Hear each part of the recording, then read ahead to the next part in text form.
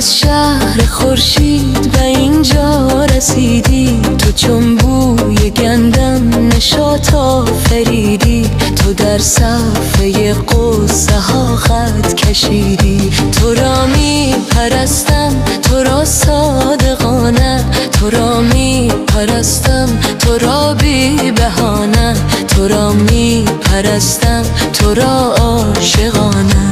تویی خواهش من، تویی حاجت من، تویی خواهش من، تویی حاجت من، تویی مثل خواب و نفس عادت من، تویی مثل خواب و نفس عادت من.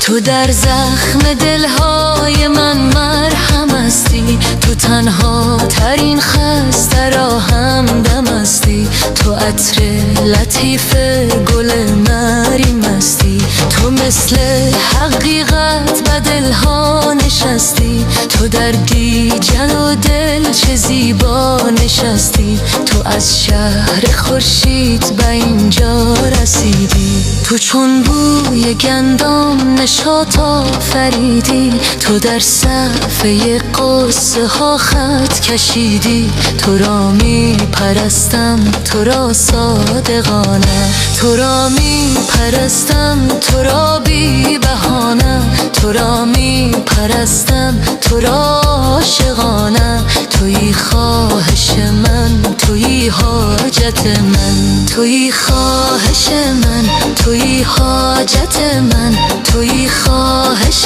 من، تویی حاجت من، تویی مثل خواب و نفس عادت من، تویی مثل خواب و نفس عادت من.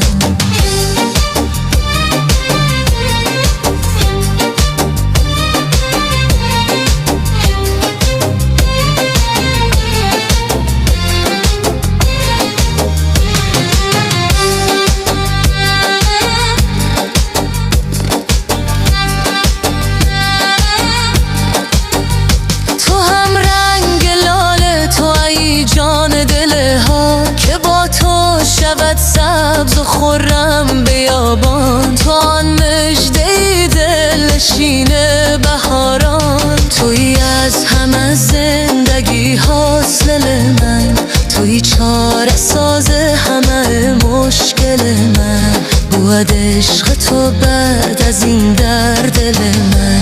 تو از شهر خورشید به اینجا رسیدی، تو چون بوی گندم نشاط آفریدی، تو در صفحه قصه ها خط کشیدی. تو را می پرستم تو را صادقانه، تو را می پرستم تو را بی بهانه، تو را می پرستم تو را عاشقانه. تویی خواهش من، تویی حاجت من، تویی خواهش من، تویی حاجت من، تویی مثل خواب و نفس عادت من، تویی مثل خواب و نفس